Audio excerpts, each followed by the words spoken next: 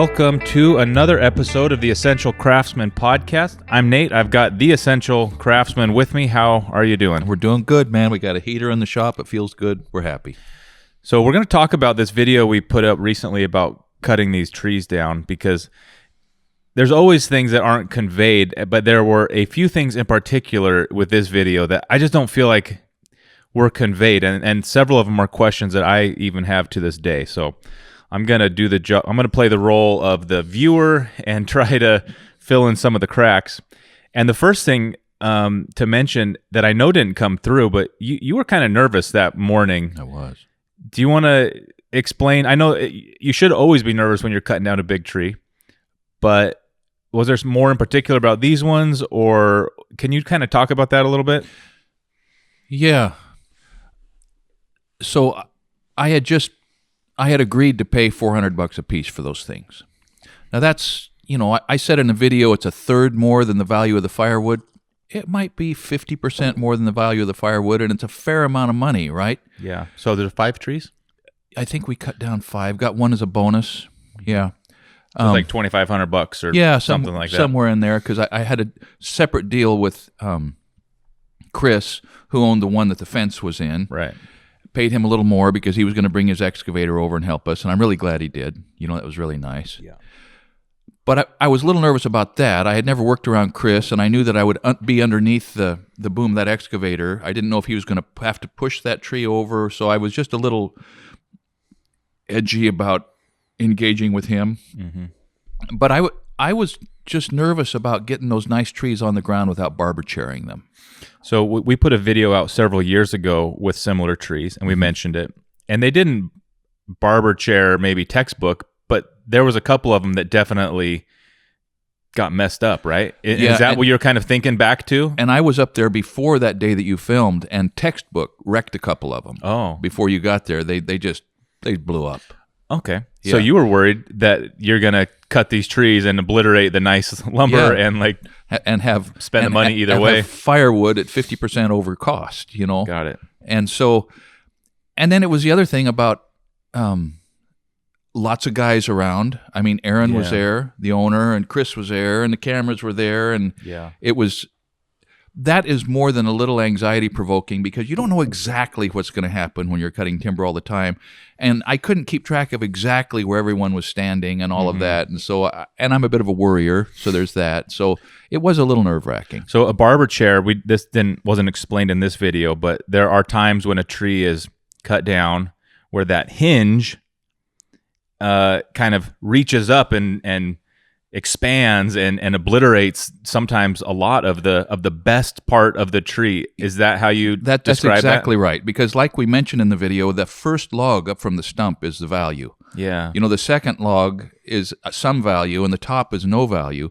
But the barber chair happens right in the middle of the high value piece, and it's a split that's generated by the bending action of the tree across the hinge wood. As you're falling it, there's hinge wood that you haven't cut off yet.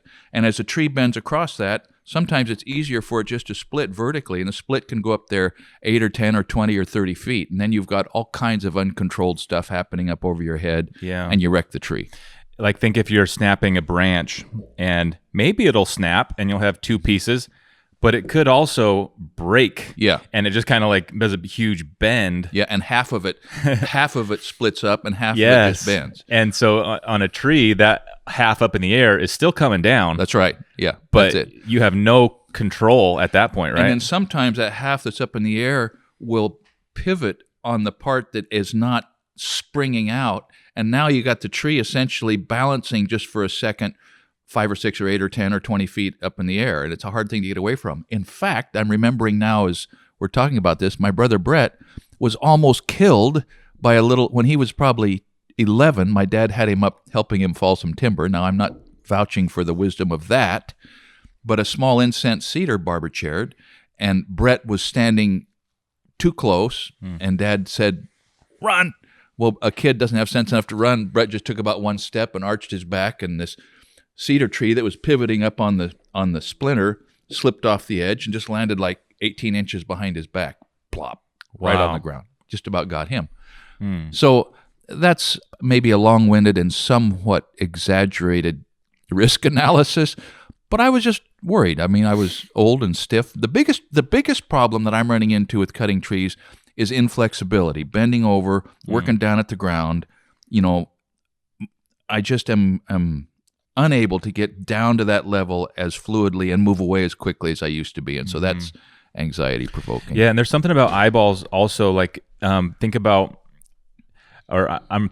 people even doing something like loading their boat onto a trailer at a boat ramp. Yeah. And backing it up. Yeah, or backing the trailer backing in. it up. Yeah, let's say you're picking up something from a lumber yard, and the minimum wage, 18-year-old kid is like watching you back it up. Even that can get in your head.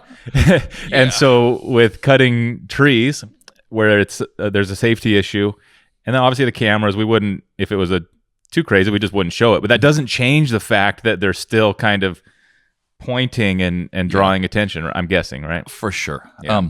So, Murphy's Law, if anything can go wrong, it will, and at the worst possible moment.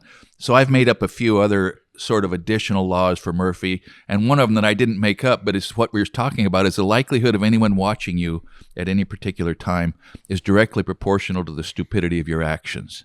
And there's lots of ways to be dumb cutting down trees. And when there are people watching and a camera running, it just kind of escalates the likelihood of being dumb. Yeah. And so that was one of the reasons I was nervous. Another thing that wasn't really made clear in the video is how you were having trouble with your saw, and it just came out of the shop. And I could even kind of tell just watching that you weren't loving the way it was kind of cutting, and you kind of sharpened it and filed the rakers. Will you kind of describe what that is? Because we haven't actually done a great video about saw sharpening. We need to, and we will, but maybe explain to people how something like that could add to the stress or the lack of confidence in a project like that. So I went up there, I knew the saw was sharp, but I hadn't focused my attention on the rakers. The rakers are a little blunt piece just in front of each tooth that keeps the tooth from digging so far into the wood that the saw won't pull it. If you didn't have the rakers and you slap that chain into the wood, it would just go, huh, and it would just lock up. I mean, think of taking a skill saw and just jamming it into a board just as fast as you can push it. It doesn't have power enough to pull out all that wood. So the rakers are filed down, and they regulate how far the tooth is pulling into the wood before the raker is holding the tooth from going any further into the wood. And I mentioned that Western Loggers Supply had helped me, and I don't remember the young man's name. He just gave me some really nice tips on the chain filing. He looked at the chain I brought in. He said, "Did you have that sharpened?" "No, I filed it." "Oh, you did a good job." He was complimentary because I keep the hook very pronounced, and I kept the tips, the very points of that semi-chisel bit chain is the most important part. And then he mentioned to me, and I didn't realize he was telling me to file my rakers. He was talking about how to file the rakers and using a gauge, which I hadn't done. And he was, in a very respectful way, telling me to pay attention and get those rakers down where they belonged. And I just didn't do that. I just went up and went to work. And so as a result, the saw was not cutting aggressively at all. It wasn't really pulling out nice chips. It was pulling out smaller, very thin pieces. And that was just frustrating because the camera was running. Well, and in some cases, when the tree's really starting to go and you want to really kind of get in there, if those are keeping you from really cutting out wood, that would be true. More than annoying. That is true. So anyway, we knocked him down a little bit. I should have taken him down some more, and I'm going to take that young man's advice and buy a gauge. There's a gauge that you can set on the rakers and file down to where the gauge will set the right clearance, which is between about 20 and 30 thousandths. That's somewhere around a millimeter or a little less. I know that because I looked at that metric tape that was sent to me, and I'm not too far off on that. And then you can regulate how aggressive your saw cuts, and you can take the rakers down further with a shorter bar because you have fewer teeth in the wood. Oh, okay. So each tooth, there's only a certain amount of your saw only has a certain amount of horsepower. Yeah. And that horsepower is distributed along all of the teeth that are working at the time. Right. And so on a smaller log, on softer wood, on a shorter bar, your rakers can be filed back further so you can rip out more wood with each tooth. So I wasn't really tuned up on that. So the idea is as you sharpen a chain over the years, those little bits are getting smaller, and so maybe every few times of sharpening, you need to catch up with the rakers and bring them down also. Exactly right. I'm going to make this up because, see, I used to log, but I was never fully qualified. I was young, and I was just doing it to make a living, but I've been around people that are fully qualified, and my dad was fairly fully qualified, but he was more of an on-the-ground guy than a cutter guy. But I think about every fourth time or fifth time you file your saw, you ought to check and brush the tops off your rakers. Just keep them down there. And the way to check it is you just check your sawdust. And if you're not pulling out some pieces that are 1 or 2 or 3 or even 4 inches long, if it's all just little short pieces, your rakers are not filed down enough. All right. Well, let's talk about the logs themselves. And this is going to talk about, I guess the first part of this is bucking, because after the tree hits the ground, the next step is to cut it to length, and you're measuring that with a tape. Can you kind of talk about that a little bit? Because it seems like it's super important. And, like, for example, cutting a tree off at 20 feet versus 12, both are very useful lengths, but you got to decide right then, I guess, which direction you're going, or I need to explain how bucking works, and maybe how you did it here, and then compare that to how a big logging operation would approach it. Yeah, so what I was doing up there has almost no relevance or significance or similarity to how it's done commercially around here with the softwood, with the Douglas fir and the cedar timber, where you are cutting to lengths that are determined by the mill you're selling to. Different mills making different products want different lengths. And like I say, I'm not an authority. Buck and Billy Ray. Yeah, Buck and Billy Ray. Buck and Billy Ray is the guy to listen to if you want to see somebody talk about filing a saw, or probably log lengths. Yeah. But when we were selling to veneer plants, we were selling logs that were bucked in multiples of, if I remember right, 8'6", multiples of 8'6", plus some trim. Because when they peel veneer, that was the multiples they wanted. When you're selling to a stud mill, it's a different multiple length, and they have preferred lengths. And so the tree's on the ground, and you go out to buck it, and you're looking to see what log length you're going to take out of that log. Now, part of it, sawmills, well, I'm not ready to dive into scale, I guess, yet, but I will, because a small logger, where when you're cutting them and bucking them, you're going to make more or less money based on the amount of wood you sell. You tend to cut them as short as you can and comply with the mill's preferred log length. Because the shorter the log is, the more scale, the more overrun you get out of the volume that's laying there on the ground. The reason for that is logs are scaled by scaling bureaus around here, according to, here, usually the Scribner tables. There are several different sets of numbers describing wood volume in logs.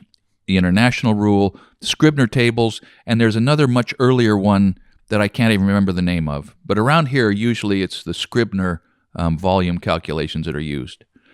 So think of this. If you've got a Douglas fir tree that's, let's say it's 16 inches on the stump, and it is, let's say there's 64 usable feet before it gets down to like 8 inches, although you can sell logs here down to 5-inch diameter. The scaling cylinder is the diameter at the small end, projected down the length of the log.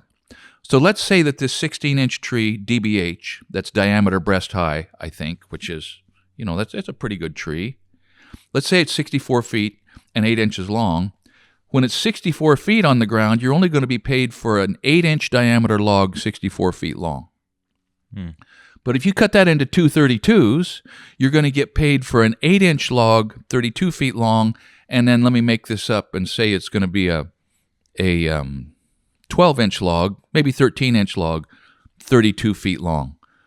The volume of a 13-incher at 32 feet and an 8-incher at 32 feet is more than the volume of an 8-incher 64 feet long. So in other words, that waste or the excess around the large end of the tree, you are not paid for it. It's the taper. And you're not paid for the taper. The mill's going to very often get a board or two out of it. They're going to get big overrun out of that.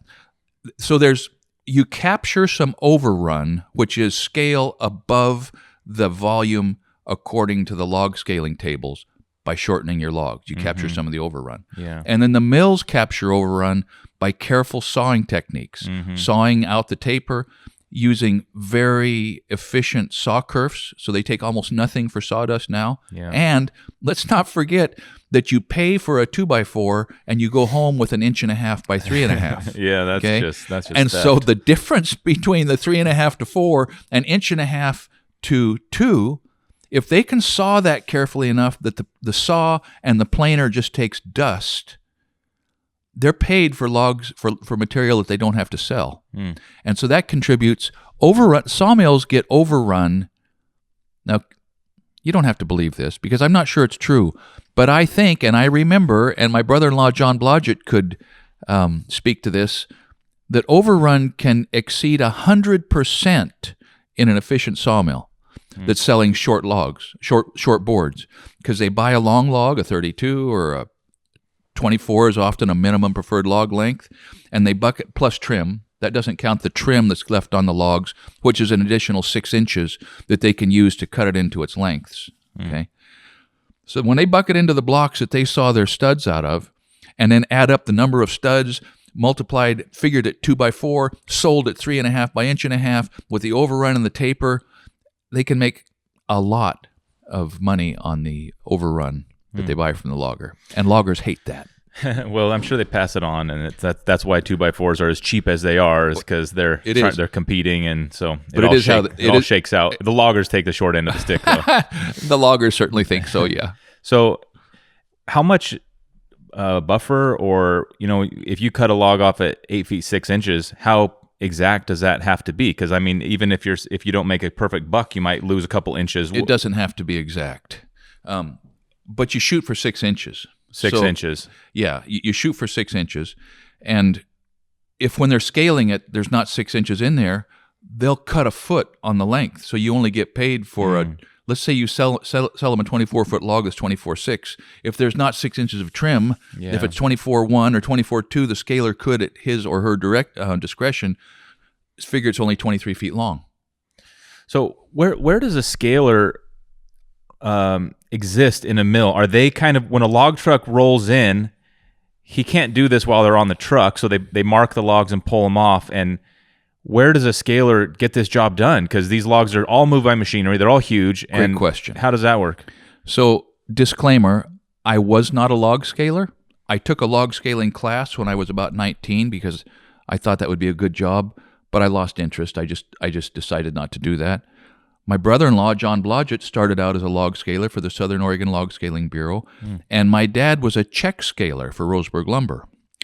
So if I don't get to that, remind me of that. But to your question, the logs are unloaded by ginormous forklifts. They take the whole load of logs, they clamp the whole thing, they lift it up, and they drive out into the yard, and then they scatter them. They back up, dropping one at a time, and that load of logs is spread out to where the scalers who are on site can get to both ends. They can walk up and down each log, measure the length, measure the diameters, and now electronically they enter that into a little computer tablet that they have. It used to be that it would be on a pad, length, diameter, and grade. They're not just calculating the volume, they're calculating the grade. And so think of that. Those oak trees that I bought that we're going to saw up this summer, I picked those out of that stand because of how I perceived the grade of the lumber that's inside of it. There are defects that particularly the softwood have that have to be identified before the tree is purchased because it absolutely dictates the value of the lumber that's extracted. Defects are pitch seams, knot clusters, splits, breaks, shake as it's called, excessive stump pull when the when the tree is falling off is being pulled off the stump by gravity, those big splinters that can pull out of the center part of the tree, the scaler looks at the end, and if on a big premium number 3 peeler or number 2 peeler expensive log or a special mill or something, we might talk about those grades, if the cutter didn't get it cut off quick enough and it pulled splinters that are 3 feet long down out of that first cut, there's no board there. And so the mill doesn't feel like they have to pay for it.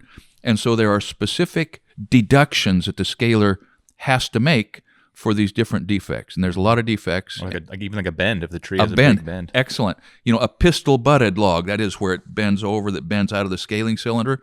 They don't get paid for what's outside of the scaling cylinder. Yeah. And so there are deductions they can make in length or in diameter or in grade. And it has long been, well, it used to be a bone of contention before log scaling bureaus existed, because the logger was at the mercy of the scaling that was done by the mill owner. And obviously there's a conflict of interest there, right? Yeah. But now all of the logs that Dad and I sold were graded by the Southern Oregon Log Scaling Bureau. They are a third party. They are, and I will assert that they actually are, impartial. They're very professional. I know a lot of scalers, a lot, 3 or 4 scalers that have worked for them. They're ethical guys. And now women. I mean, there are plenty of women out there in the rain, in rain suits, with the tape measures and their tablet walking up and down those log lengths, grading those logs.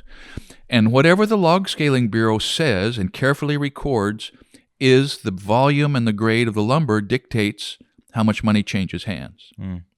Now, they don't handle the money, but they provide the documentation of the value. Yeah, that's really cool. And they are incentivized to do a good job, Yes, because they are. when they do a good job, the mill and the logger can all agree, like, that's probably what it's worth. Yes. And that's really priceless, or just certainly valuable. It's a high value thing. Service. Think of a real estate appraiser. They're log appraisers, kind of. They're measuring and appraising, and it is serious money. There is a ton of money that is represented by the value of that softwood lumber around here. Oh, that's really neat. So let's talk about these logs in particular, because you kind of eyeballed and predicted that the quality would be high. They looked straight. They looked like there was no knots. Can you talk about what you were looking for and why you thought these we don't know yet, but yield the lumber you're looking for? You did a similar thing a couple years ago and opened them up, and it just wasn't what you're hoping. So is there just an element of uncertainty no matter what that is to be accounted for? There is. I looked those trees over pretty carefully, and there was very little visible defect. That is, there was very little indication outside at the bark of limbs or rot or splits or scars. There was not much could be seen. Now, in that video, if you look closely, you can see that there were some bumps, knot bumps. There were a couple of knots that could be seen, but not many, and quite a bit of distance and quite a bit of diameter. So mostly what I was looking for was smooth, that is, no knots, and size, because all I'm interested in is clear vertical grain because of the fleck grain characteristic. Excuse me. But does that fleck always accompany vertical grain, or is it's in and of itself sort of like uncertain characteristic? It almost always does if it's sawed vertical grain. Oh. Quarter sawn, nicely quarter sawn. The problem with those other trees was, okay, so let me back up. Eric Gerritsen, who I believe, says that there's an element that increases the fleck with the weight of the tree. As the tree gets bigger, it tends to increase the medial ray distortion or whatever it is that causes that characteristic. So fleck, for the listener, is when you see wood that it's like a depth light. How do you describe it? It's kind of iridescent. It's kind of three-dimensional. It's kind of like, those little things you buy at souvenir shops where you turn it one way and you see one shape, you turn it one way, you see another. Yeah. It looks kind of like that. It's utterly random, kind of a tiger stripe, beautiful. And there's different types of fleck. There's quilting and all sorts of different variations of the same type of similar thing, right? Similar. Fleck itself is just one aspect of the cells in those oak trees and some other species that project these rays, they're called, that come out radially from the heart of the tree. That is, these rays are going kind of straight out from the heart of the tree to the edge on the line that a radius would be drawn on. And when the wood is quarter sawn, those rays are kind of interrupted and cut through, and they just make this shape. By ray, you mean like those cells have some distinct characteristic that are transporting for some reason. There's like a type of cell that occupies a little finger that sticks out. I think it's medullary rays or medial. I should know, but I don't. Interesting. But there's the thing where if the tree's not big enough, you don't get a wide enough board when you're quarter sawing it to get a useful board in cabinetry or trim like I need, and to give enough distance for the fleck to show up, and to give enough volume of wood that has a chance of having that characteristic. So those trees I sawed last time, I would say 15% of the wood had fleck, and 85% of it was just nice, clean, vertical grain without fleck, and I didn't use it. Do lumber yards, when they open up a unit of lumber that has fleck, do they immediately like set it aside and mark it up, or does that happen at the mill, or in a commercial aspect, or let's say a retail aspect? How is that much more desirable lumber sort of separated? At what point is it separated and uncovered, like, hey, we struck gold here? Great question. So the real answer is I don't know for sure, but in the softwood industry out here, it's irrelevant. Fleck doesn't happen in Douglas fir. But clear vertical grain Douglas fir is still a premium product. And so there are mills, used to be more than there are now, who just saw for CVG.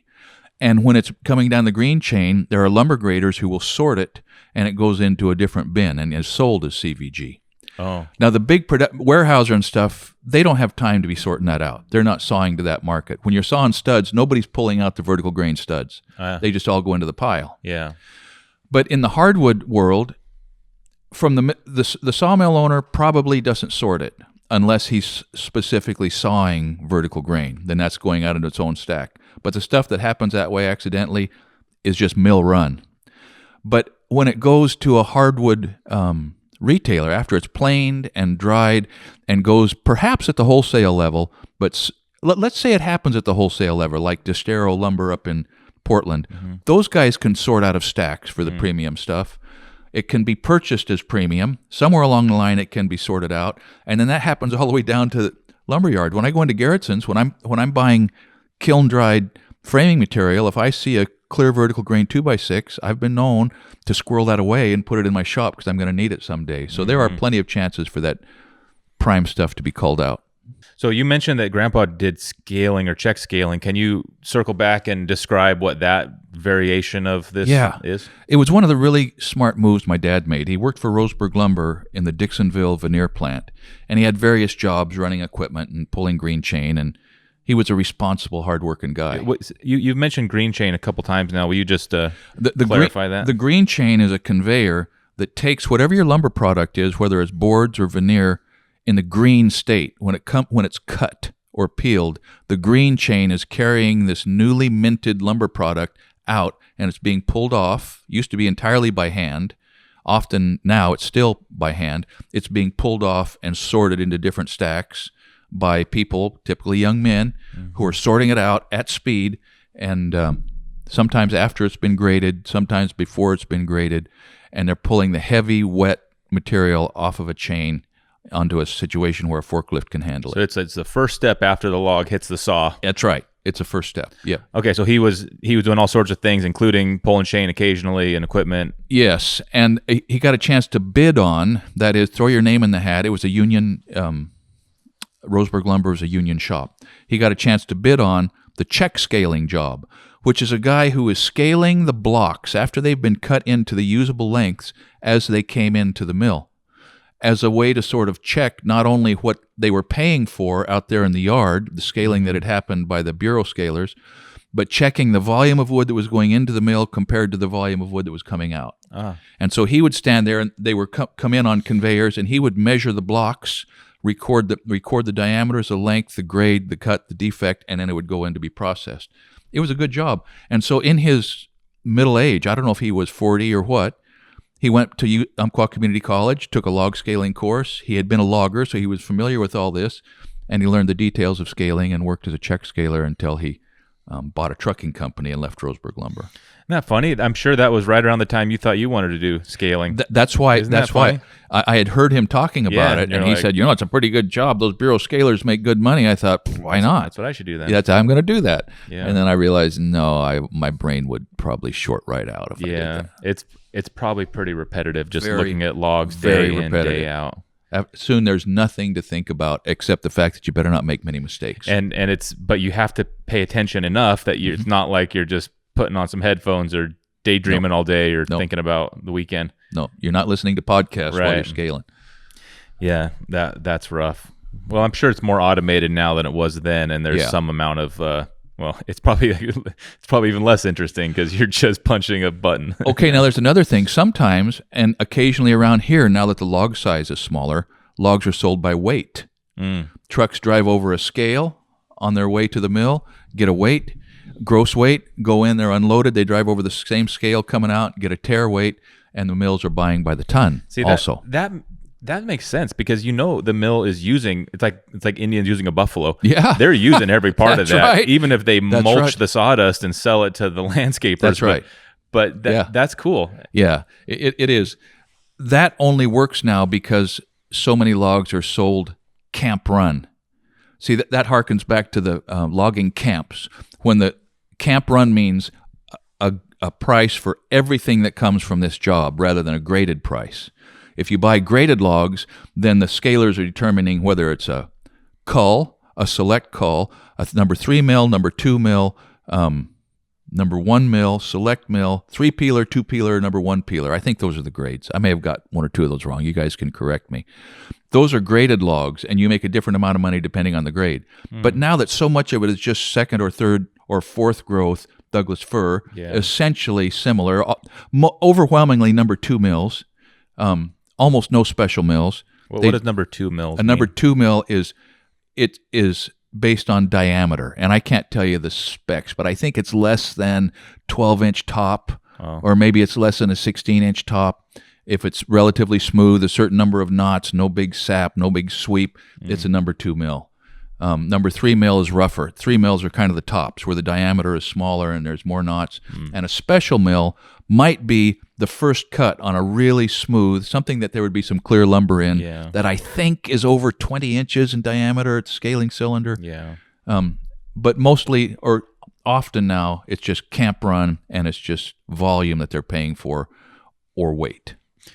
Do logging operations, I'm sure they understand all of these mills very precisely. And does it happen where they're like setting certain logs aside in order to let's carry those ones to that log or to that mill? Yes. Because they will pay us otherwise. Is that kind of their loggers are sorting that out? Great question.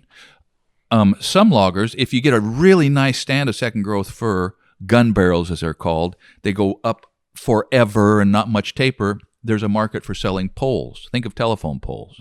So you can sort out the premium stuff because it pays much more money.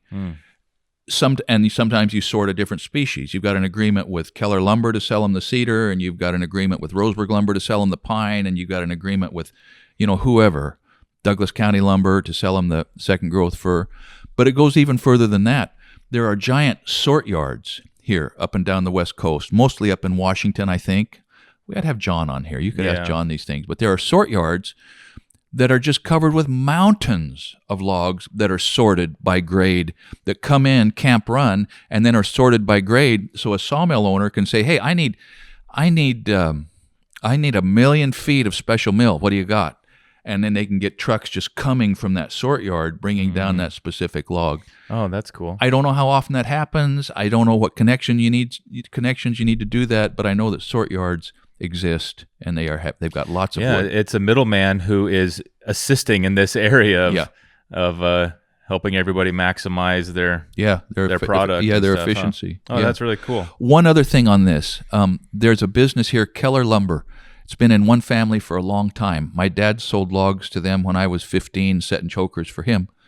And they have, as far as I know, correct me, boys, if I'm wrong, they still don't have an agreement with the Southern Oregon Log Scaling Bureau. Really? They got their own scaler. He's out there scaling the logs, and Keller always paid fair scale.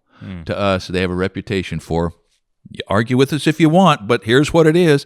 Part of that is helped by the fact that they buy exclusively red cedar.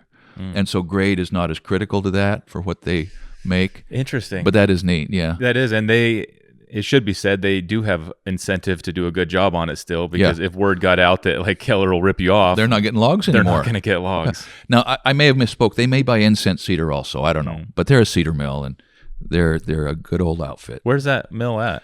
It's out by Young's Garden. Yeah, that one. Yeah. Oh, that's cool. Yeah, it is neat.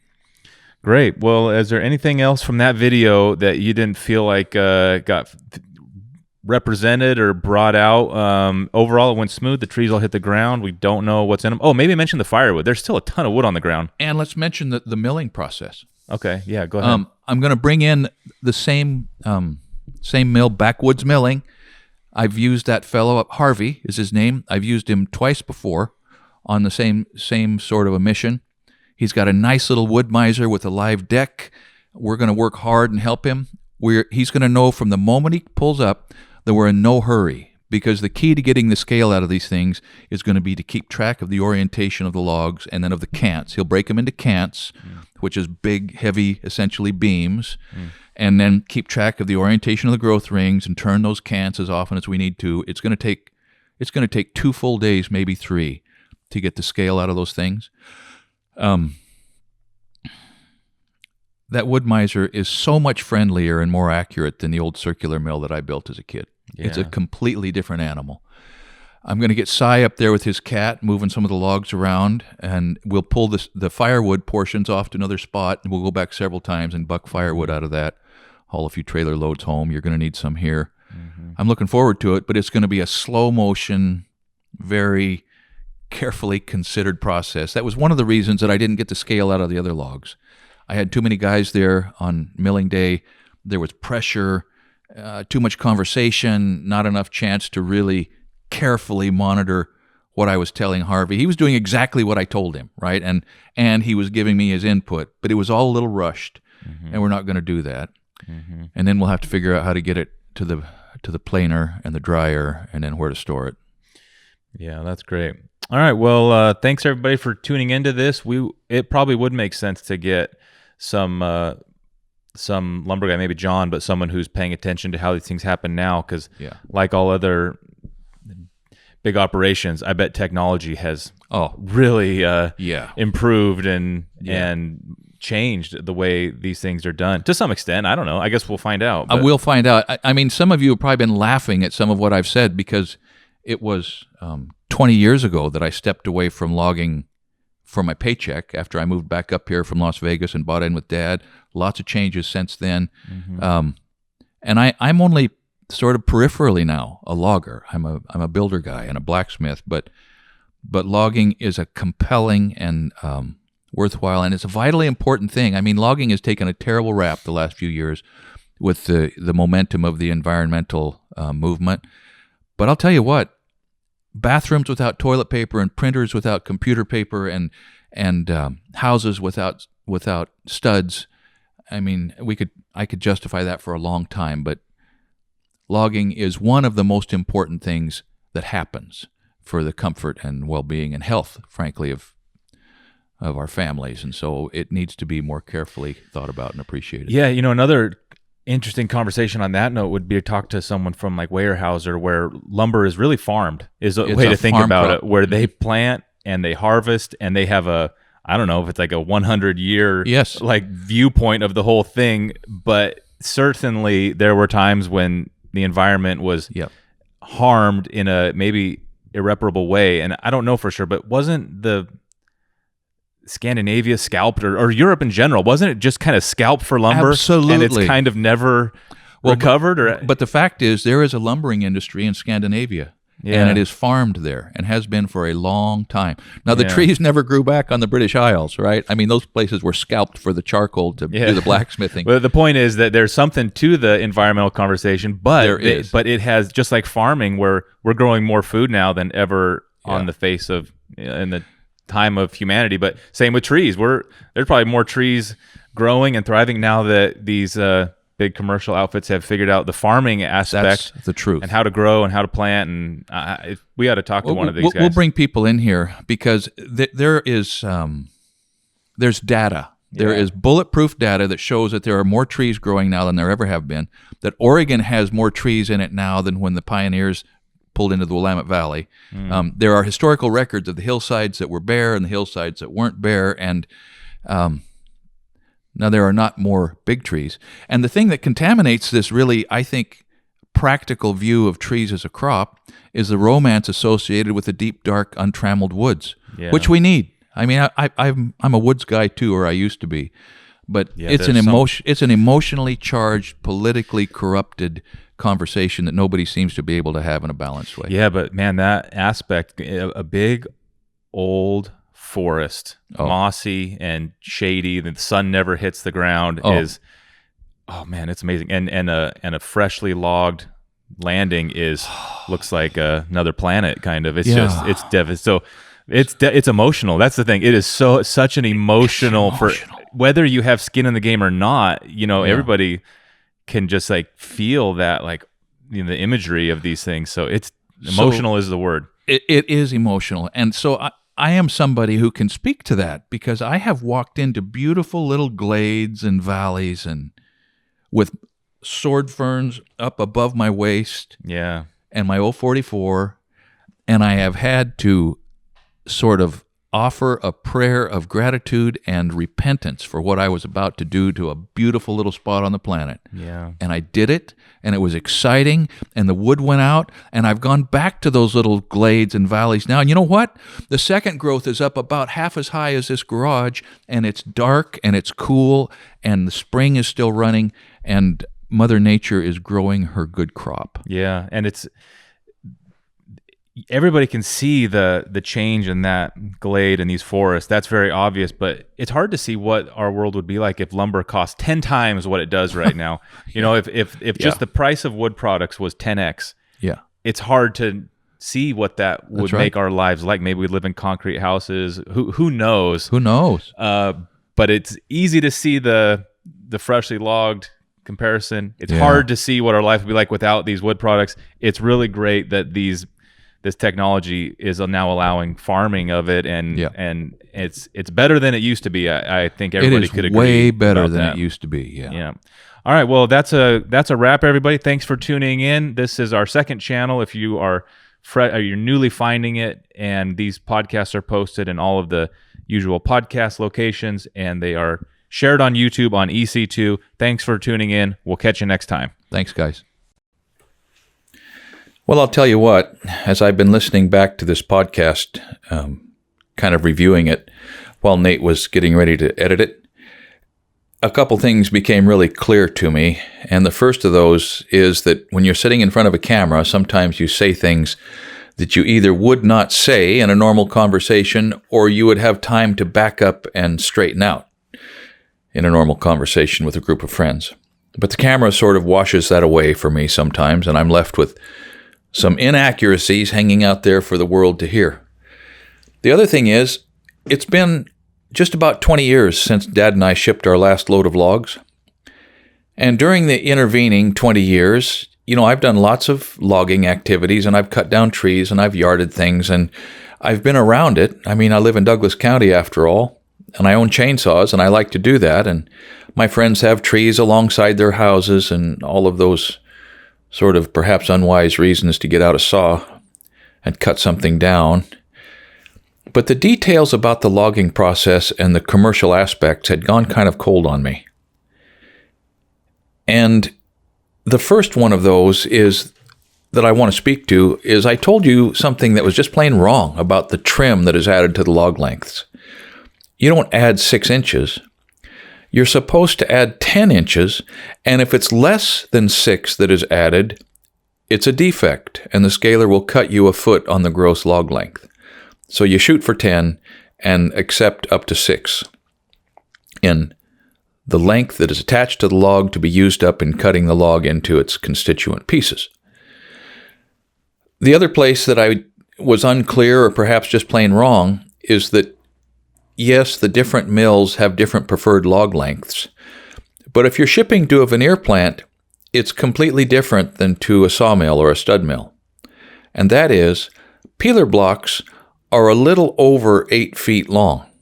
And that's so that 8-foot veneer can be clipped out of the veneer that comes off of the block without any difficulty about, little splits or checks or chips or the indentation that the chuck on the lathe might make or any of those things.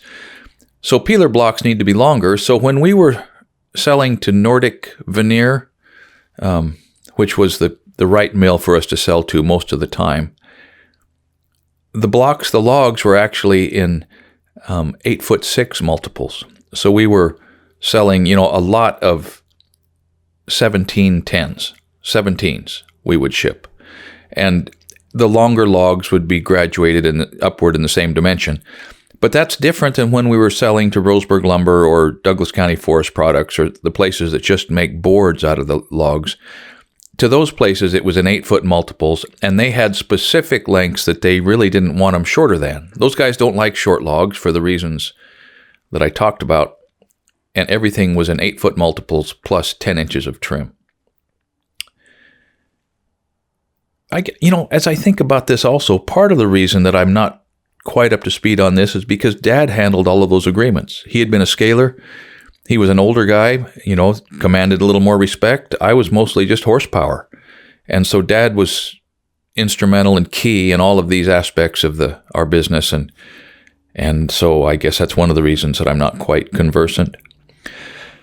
Just a couple other things, mistakes or oversights.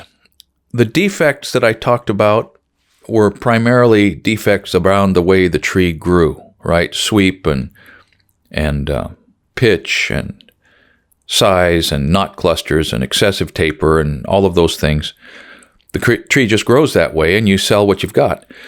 But there is another very prominent defect around here that's called conch or speck, white speck. And it's a fungus that attacks Douglas fir. Now, it doesn't happen too often in young trees. I mean, young, vibrant, growing trees are not as susceptible to conch. It's got to be an older tree. And you can spot it before you stick your saw into the tree. You look up, 20, 30, 40, 50, 60 feet, however high you can sort of scan the trunk of the tree. And you look for these clamshell-shaped growths of fungus kind of hanging off the side of the tree. They're a brownish or a dark gray and kind of a cream color. And when you see that, you know that the fungus has attacked the tree and the heartwood is rotting. And the first step in that rot is a uniform distribution of little white specks, white speck. And if that is the point of the degradation of the tree, you can still sell it as a select cull, or at least you used to be able to, because sometimes it could be peeled and used as center core and cross core and different applications where people couldn't see it. But if it's any further advanced than that, it's just a cull, and there's no value, and the chip market doesn't support much of that, and so conch is a real problem on big wood. I think I misspoke a little bit. A 16-inch diameter stump, or DBH, is not going to make two 32-foot logs. At least in my memory, as I think about it doesn't seem likely now. And then the last place I stuck my foot in my mouth was about log grades. I don't think there's number 3 mills, number 2 mills, and select mills in the small log market, but there's no little number 1 mills. I don't know why I said that. There's number 1 peelers. It's the best possible log you can find or cut or sell. Very expensive. Number 2 peelers, number 3 peelers, and then it drops down to select mill. So that's probably not the only false doctrine that I peddled in this podcast.